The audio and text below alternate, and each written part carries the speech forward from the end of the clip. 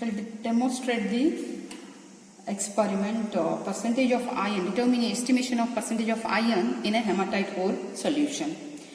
So, consists of two steps. The first is the preparation of standard potassium dichromate solution. The second step is the estimation of percentage of iron in a hematite ore solution. The potassium dichromate, it is a good oxidizing agent. You have to take a known quantity of potassium dichromate crystal in a standard flask, and you should introduce by means of a funnel. Usually around 1 gram of potassium dichromate crystals are taken. It is easily dissolved in water. So you have to directly introduce the water and dilute it. So first dissolve the crystal. So I will introduce a little quantity of water, then stir it well. It will completely dissolve.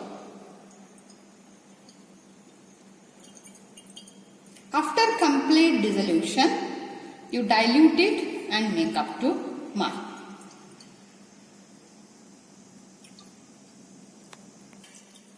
After complete dissolution, you add distilled water and dilute it. Make up to mark.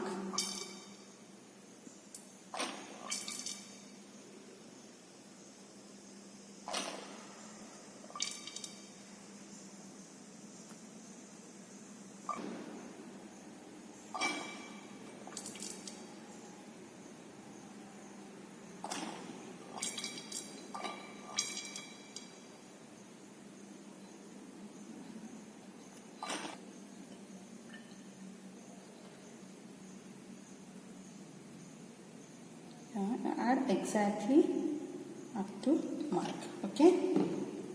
Then put stopper and shake it well for uniform concentration.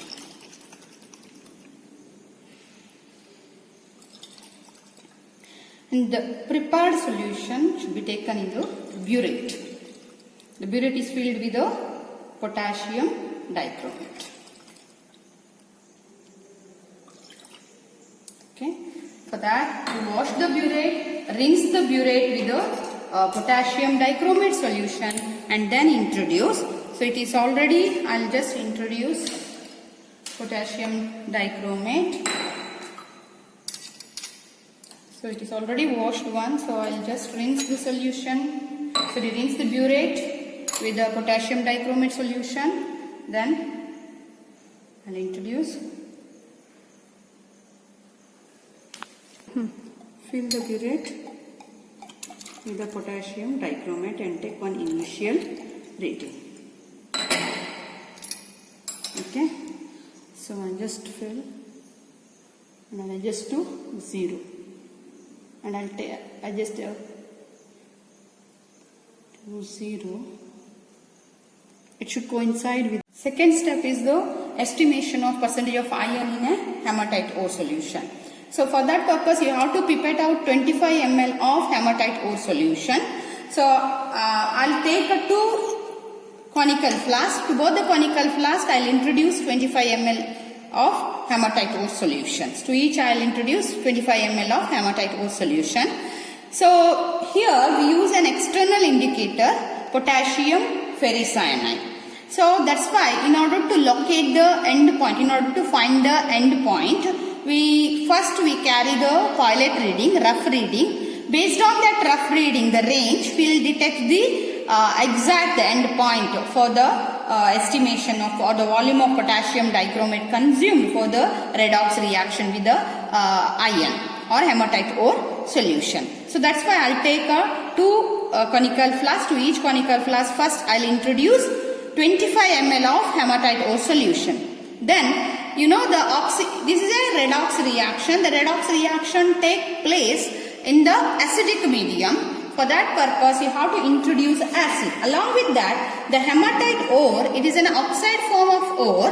So in that, the iron, which is in a highest oxidation state, +3 oxidation state, if you directly titrate with the potassium dichromate, redox reaction is not possible, because now the Fe is in a +3 state, oxidizing or the higher oxidation state, it will not undergo redox reaction. It should be in the reduced form.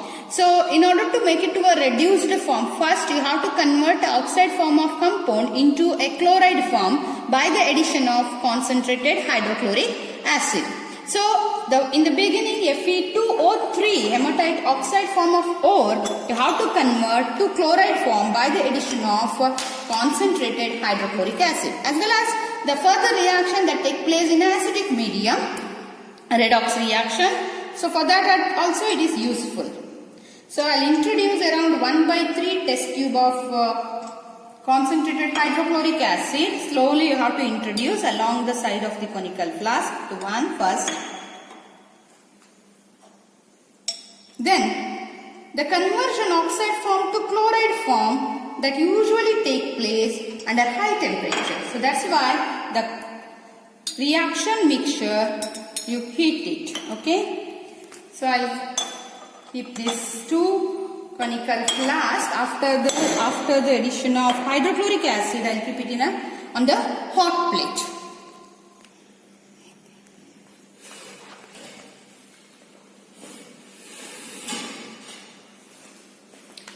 See how much you have to heat. That is mainly absorbed by the color change. So this is something yellow color solution should change to orange red color solution.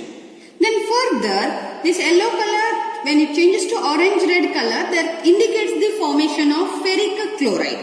So you have to convert the ferric chloride solution to a ferrous chloride solution. So it is possible by the addition of a reducing agent, stannous chloride. So when you add a stannous chloride to this orange, to the hot solution, the orange red color hot solution, when it changes to orange red color, you have to introduce stannous chloride. To that hot solution, when you introduce the stannous chloride, so ferric chloride is converted to ferrous chloride. At the same time, the stannous chloride changes to stannic chloride. Again, that is indicated or it is indicated by the color change. That is orange red color. Further on, addition of stannous chloride should changes to, turns to orange red color. You add stannous chloride dropwise until it changes to colorless. You have to introduce until it changes to colorless. Say I'll introduce dropwise. Now it becomes pale yellow color. So after getting white colorless, you have to introduce 2 drops extra, 2 to 3 drops extra to ensure the completeness of the reaction. That means you are added 3 drops extra stannous chloride, that means extra reducing agent, and that added extra reducing agent may interact with the potassium dichromate. So that's why you have to destroy the added excess stannous chloride by the addition of mercuric chloride. But that addition, that reaction that takes place under a room temperature. So that's why this hot solution you cool to room temperature. Okay, I'll just introduce cool to room temperature. Then how to introduce 5 ml of mercuric chloride. You will get white color precipitation. That means all the added extra existent, the extra stannous chloride is destroyed by mercuric chloride. The formation of mercurous chloride is observed. But that may be the possibility of 2 more observations. Sometimes you may not get the precipitation. So if after the addition of mercury chloride, if you are not getting any precipitation, that indicates the added stannous chloride is less. You are added less quantity of stannous chloride and it is insufficient to convert ferric chloride to ferrous chloride. That is incomplete reaction that takes place. So you have to discard that solution. Sometimes you may get a black precipitation. After the addition of mercury chloride, you may get a black precipitation. That means you are added extra stannous chloride. That means you are added a large excess quantity of stannous chloride, and that stannous chloride combined with the mercury chloride forming or the formation of mercury take place. And the mercury also a good reducing agent. It may combine with the potassium dichromate. So there may be a 3 possibility after adding mercury chloride. You may get a white precipitation, you may get a black precipitation, or you may get there is no precipitation. If you get black or no precipitation, you have to discard that solution and again you conduct the experiment. Needed thing is you have to get a white color precipitation that indicates the complete redox reaction. That is mercuric chloride react with the stannous chloride forming mercurous chloride and stannic chloride. See, here it takes room temperature. Now I will introduce mercuric chloride, 5 ml mercuric chloride. I will introduce 5 ml mercuric chloride. Okay, and stir it well, you will get white color precipitation. So after stirring, you will get a white color precipitation because the stannous chloride, the added extra stannous chloride combined with mercury chloride and liberates mercurous chloride.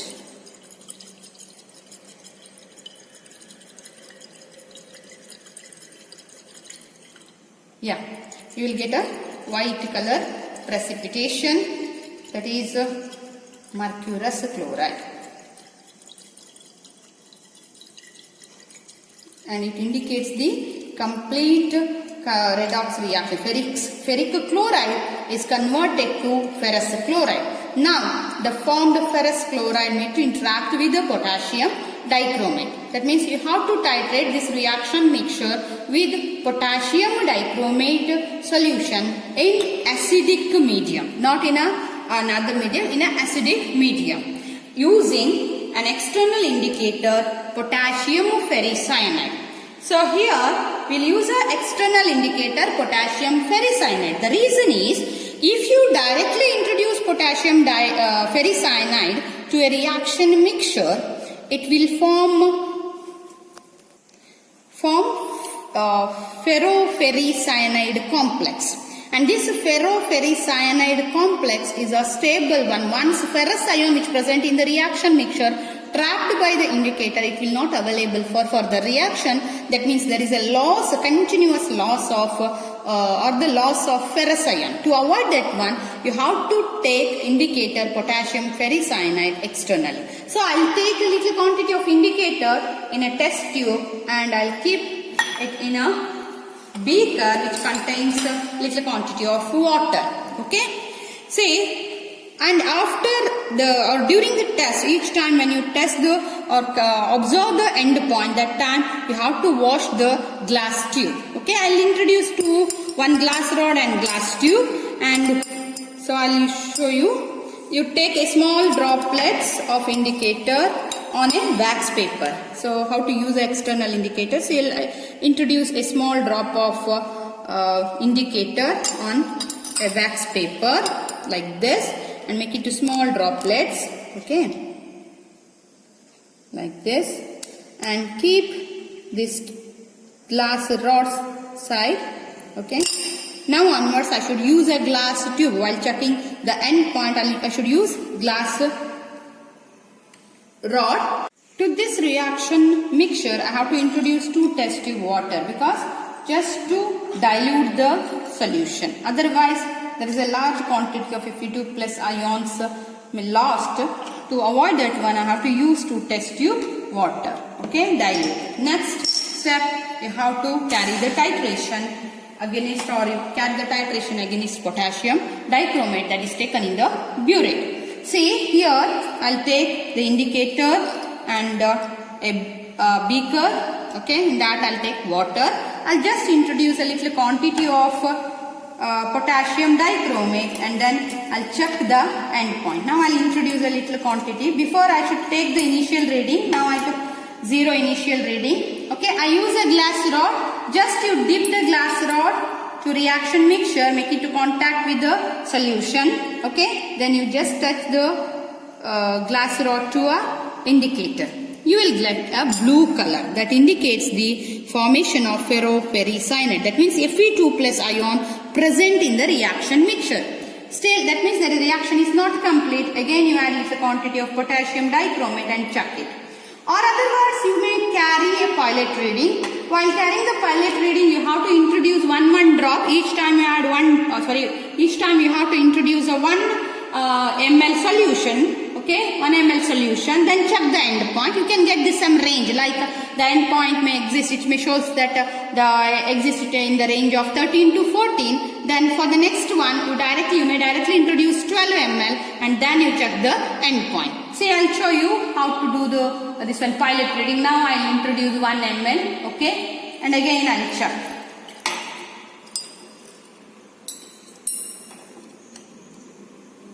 So again still it is blue. That means it is not in that range. The end point not lies in that range. So again I'll introduce 1 ml. Again I will check.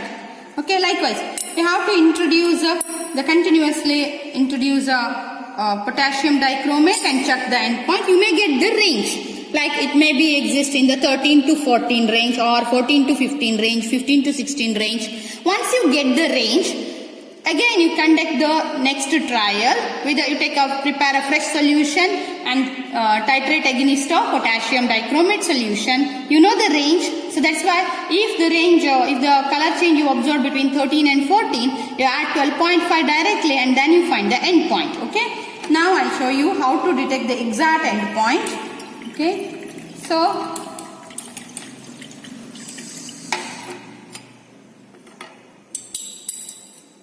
still it is a bluish green color. Okay, again I will introduce little quantity.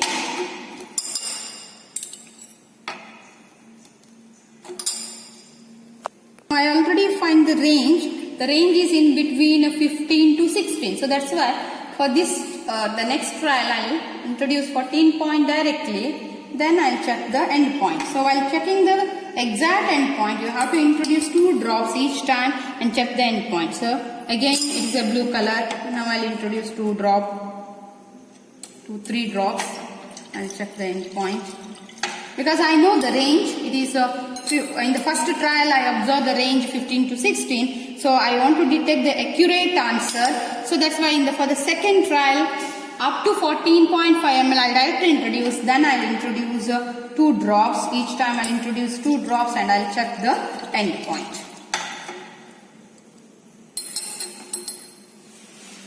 Still it is a color. Again I will introduce 2 drops. And after each addition near the end point, you stir it well. You shake it well. See, again it is a blue color. Likewise. So it is by trial and error you can easily find out the end point. Exact end point. Again it is green.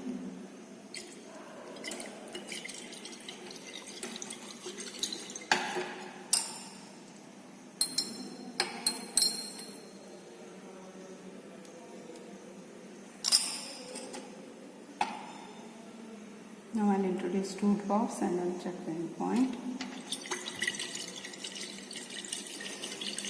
I will introduce 2 more drops of indicator on a wax paper.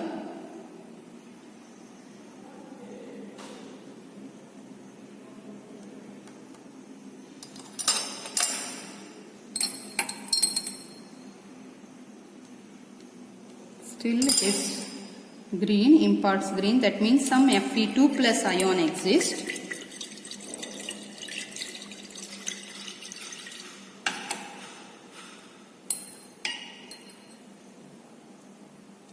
Yes, I get the end point. I think I'll show you.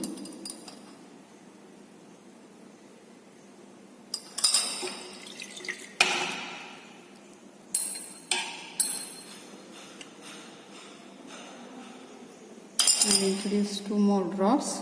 It is near the end point. See, before this is a pale green color. Now it is something greenish with the indicator color. Now I will introduce 1 or 2 drops. I am able to get a sharp end point.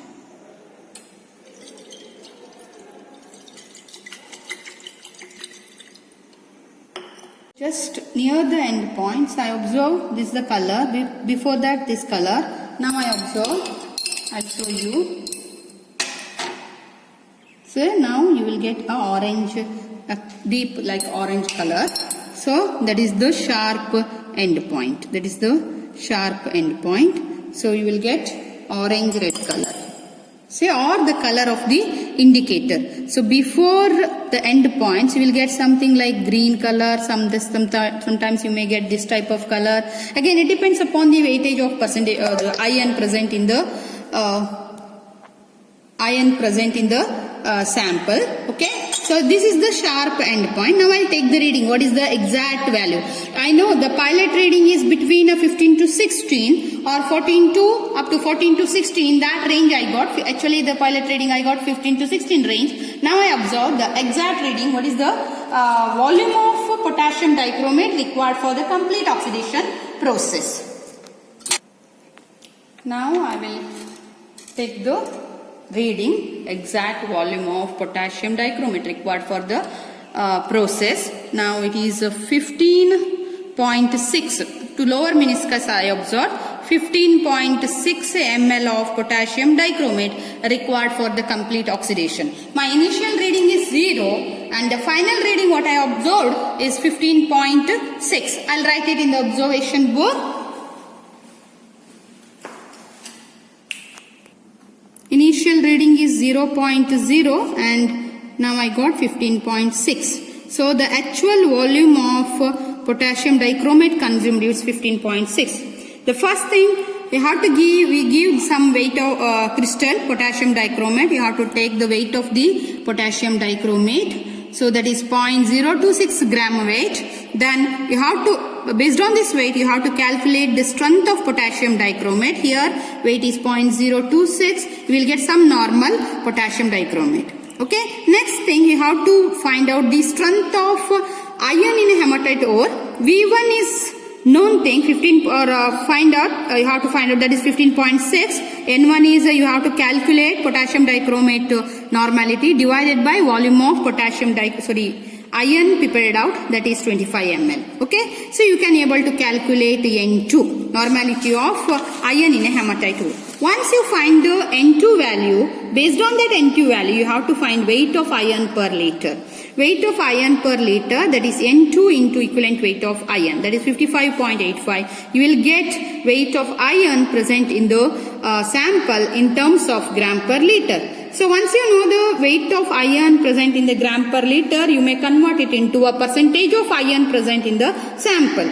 Okay, so this is the way to detect the percentage of iron in a hematite ore solution. Thank you.